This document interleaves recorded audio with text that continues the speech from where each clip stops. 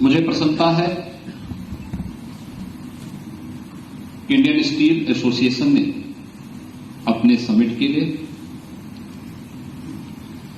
देश के अंदर सबसे अधिक संभावनाओं वाले प्रदेश को और उसकी राजधानी को चुना है। और इसीलिए जब इंडियन स्टील एसोसिएशन के अध्यक्ष अपने स्वागत भाषण में इस कार्यक्रम को आगे बढ़ा रहे थे, उनके भाषण को यद्यपि कट किया गया, लेकिन उत्तर प्रदेश की उन संभावनाओं को उन्होंने रेखांकित करने का एक प्रयास किया है। इस दृष्टि से आज आप दिन भर एसोसिएशन से जुड़े हुए जितने भी अन्य सम्मानित सदस्य हैं, स्टेक होल्डर्स हैं, प्रदेश सरकार के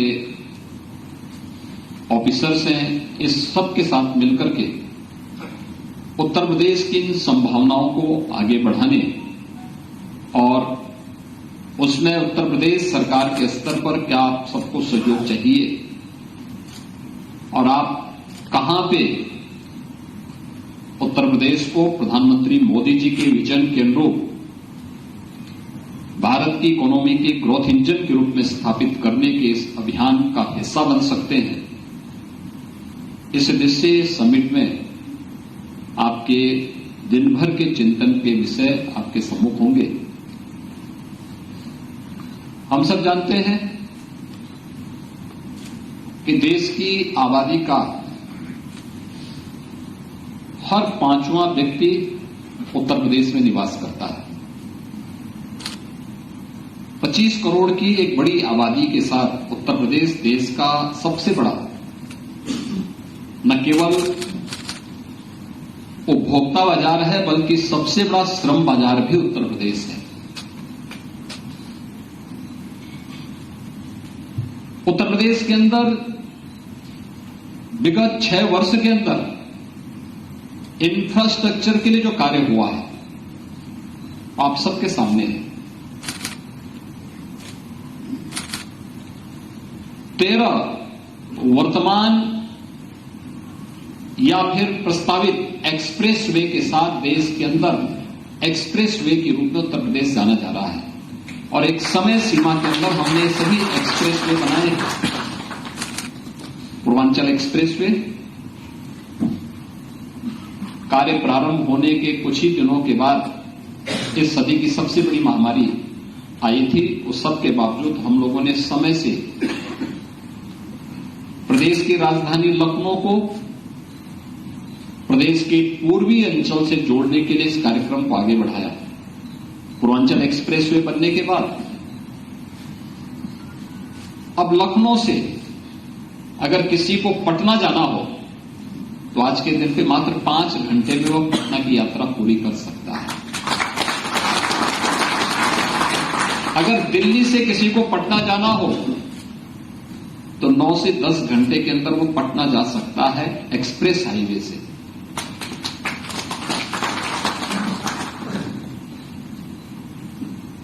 यानी अगर हम देखेंगे आज के दिन पर तो एक्सप्रेस वे से दिल्ली से और पटना को जोड़ने की पूरी व्यवस्था आज के दिन पर की जा चुकी है, जिसमें 3 राजधानियां मिल रही, देश की राजधानी, उत्तर प्रदेश की राजधानी और बिहार की राजधानी। बुंदेलखंड उत्तर प्रदेश का आर्थिक रूप से सबसे विपन्न क्षेत्र माना जाता है। बुंदेलखंड एक्सप्रेसवे से जुड़ चुका है और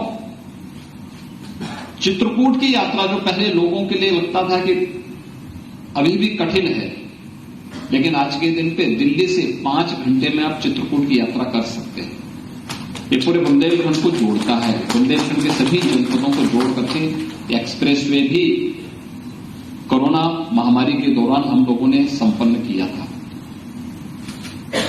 गंगा एक्सप्रेसवे पे तेजी के साथ कार्य चल रहा है, जो देश का संभवतः सबसे लंबा एक्सप्रेसवे के रूप में जिस पर कार्य वर्तमान में हमारा चल रहा है। मेरठ से प्रयागराज तक की दूरी इसके माध्यम से हम पूरी करेंगे। आज के दिन पर अगर हम लोग मेरठ से प्रयागराज आना चाहेंगे तो 12 से 14 घंटे लगते हैं। एक्सप्रेसवे बनने के बाद इस दूरी को मात्र 6 घंटे के अंदर हम पूरी कर पाएंगे और यह कार्य भी हम लोग 2025 तक इसको भी हम पूरा करने जा रहे हैं। गोरखपुर लिंक एक्सप्रेसवे एक नई संभावनाओं को आगे बढ़ाने का, अलग अलग क्षेत्र में प्रदेश के अंदर अलग अलग नए एक्सप्रेसवे के साथ हम लोगों ने इन सभी कार्यक्रमों को तेजी के साथ आगे बढ़ाया है। प्रदेश के अंदर इंटर स्टेट कनेक्टिविटी को, नेपाल से सटी हुई हमारी लगी हुई हमारी उत्तर प्रदेश की 570 किलोमीटर की सीमा हो या बिहार से लगी हुई सीमा, झारखंड, छत्तीसगढ़, मध्य प्रदेश, राजस्थान, हरियाणा, उत्तराखंड या दिल्ली से, इन सभी से जुड़ी हुई जितनी भी कनेक्टिविटी थी उसको 4 लेन में बदलने का कार्य हो, या प्रदेश के सभी जिला मुख्यालयों को 4 लेन की बेहतरीन कनेक्टिविटी के साथ जोड़ने का कार्य हो, ग्रामीण क्षेत्र में इंफ्रास्ट्रक्चर को बढ़ाने का कार्य हो, या फिर प्रदेश के अंदर 4 लाख सड़कों के इस पूरे तंत्र को सुदृढ़ करने का कार्य रहा हो, या फिर भारतीय रेल के प्रदेश के अंदर जो सबसे बड़ा नेटवर्क है उसमें दोनों dedicated freight corridor, eastern and western freight corridor दोनों उत्तर प्रदेश से होंगे जाते हैं। और उत्तर प्रदेश में इसने नई संभावनाओं को बढ़ाया है। हम जब इसकी बात करते हैं वाराणसी में, वाराणसी से हल्दिया के बीच में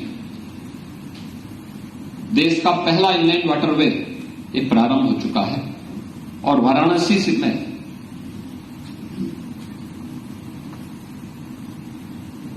मल्टीमोडल टर्मिनल की स्थापना की कार्रवाई भी युद्ध स्तर पर आगे बढ़ चुकी है।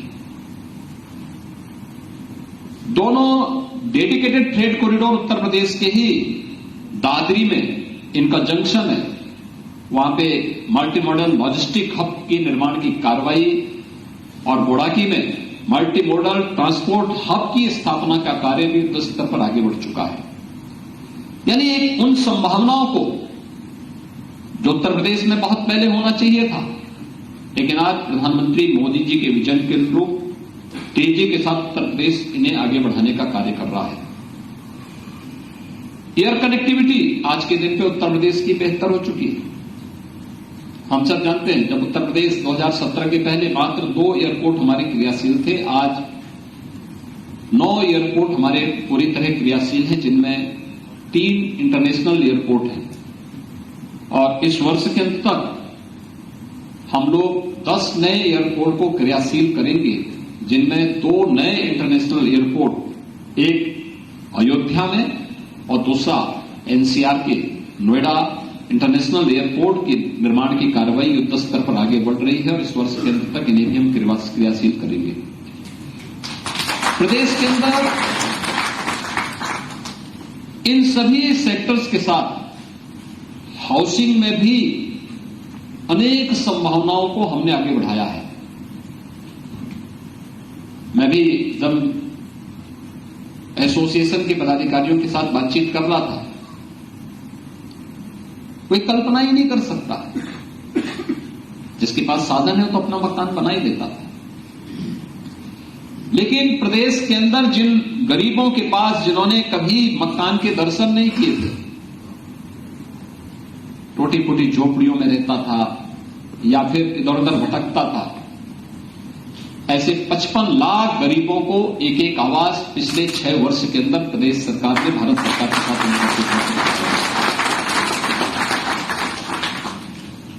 वन डिस्ट्रिक्ट 1 मेडिकल कॉलेज की तरफ हम बढ़ चुके हैं। 75 जिले हैं, 75 जनपदों में एक मेडिकल कॉलेज की स्थापना होगी। आज उत्तर प्रदेश के अंदर इंफ्रास्ट्रक्चर के क्षेत्र में व्यापक परिवर्तन देखने को मिला होगा और इसके लिए जो कदम उठाए गए प्रदेश के अंदर निवेश के लिए, बेहतरीन वातावरण। इसके लिए सुरक्षा की व्यवस्था, बेहतर सुरक्षा, कानून व्यवस्था के साथ साथ सुरक्षा का एक बेहतर वातावरण उत्तर प्रदेश में बनाया गया। पिछले 6 वर्ष के अंदर उत्तर प्रदेश में तो कोई दंगा नहीं हुआ, कहीं कोई अराजकता नहीं, सारे कार्यक्रम शांतिपूर्ण तरीके से संपन्न होते हैं। वीवीआईपी की कोई भी विजिट बहुत सुरक्षित और शांतिपूर्ण तरीके से उत्तर प्रदेश के अंदर संपन्न होती है। पर्व और त्योहारों में अब कोई दंगा फसाद नहीं, कहीं कोई अराजकता नहीं। बड़े बड़े पर्व और त्योहार, प्रयागराज कुंभ में 24 करोड़ श्रद्धालु आए थे।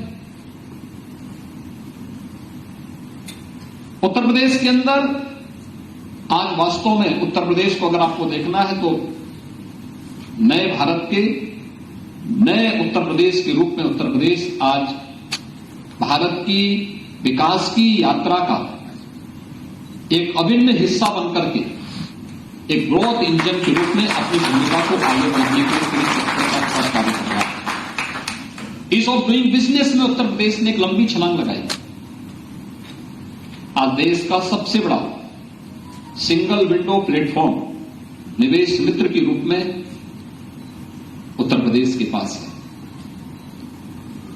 उत्तर प्रदेश सरकार के साथ होने वाला कोई भी एमओयू, जो अलग अलग सेक्टर की 25 सेक्टोरियल पॉलिसी उत्तर प्रदेश सरकार ने जारी की है, उनके साथ होने वाली कोई भी एमओयू की मॉनिटरिंग के लिए निवेश सारथी एक एक निवेशक की भावनाओं के अनुरूप उस कार्यक्रम को आगे बढ़ाता है।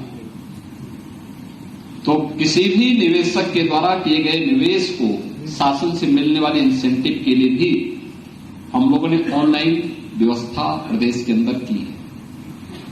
उत्तर प्रदेश आज इन सभी कार्यक्रमों की दृष्टि से अत्यंत महत्वपूर्ण प्रदेश है और इस दृष्टि से आज जब इंडियन स्टील एसोसिएशन अपने इस महत्वपूर्ण समिट के माध्यम से इन संभावनाओं को टटोलने और उन्हें आगे बढ़ाने के लिए प्रयासरत है, मुझे प्रसन्नता होगी उत्तर प्रदेश आपके हर सुझाव का स्वागत करेगा, उसमें पूरा सपोर्ट करेगा और उत्तर प्रदेश में हमारे जो बड़े निवेशक हैं जिन्होंने इस फील्ड में अच्छा काम किया है, भूषण स्टील पहले से यहां पे कार्य कर रहा है और उत्तर प्रदेश की इन संभावनाओं को उन्होंने देखा है। गायलैंड ने अपने एक अच्छे निवेश के साथ उत्तर प्रदेश के अंदर इस सेक्टर को आगे बढ़ाने में योगदान दिया है। अंकुर टीएमएक्स सरिया के रूप में, रिमझिम इस्पात, ये तमाम इस फील्ड में नए निवेश उत्तर प्रदेश के अंदर इन संभावनाओं को आगे बढ़ा रहे हैं और इस अवसर पर मैं चाहूंगा कि उत्तर प्रदेश के श्रम बाजार और उत्तर प्रदेश के उपभोक्ता बाजार को ध्यान में रख करके, क्योंकि उत्तर प्रदेश की 25 करोड़ की तो इसकी अपनी आबादी है, लेकिन उत्तर प्रदेश इससे भी बड़ा बाजार है क्योंकि अगल बगल के राज्यों की एक बड़ी आबादी और अगल बगल के देश जैसे नेपाली, वहां की भी एक बड़ी आबादी अपने रोजगार के लिए भी और अपने व्यापार के लिए भी उत्तर प्रदेश पर निर्भर करती है। इस दृष्टि से इन संभावनाओं को आगे बढ़ाने के लिए आपका सहयोग और प्रदेश सरकार आपके साथ मिलकर के इन कार्यक्रमों को आगे बढ़ाने के लिए पूरा सहयोग करेगी। इस अवसर पर मैं एक बार फिर से इंडियन स्टील एसोसिएशन के सभी पदाधिकारियों को इस आयोजन के लिए हृदय से धन्यवाद देता हूं और उन्हें आश्वस्त करता हूं कि उत्तर प्रदेश के अंदर किए जाने वाले किसी भी प्रकार के निवेश के लिए उत्तर प्रदेश सरकार उन्हें पूरी सुरक्षा की गारंटी भी देगी और हर प्रकार का सहयोग भी करेगी। आपके इस पूरे समिट के प्रति मेरी मंगलमय शुभकामनाएं हैं। धन्यवाद। जय हिंद। बहुत बहुत धन्यवाद माननीय। आगे बढ़ते रहने के लिए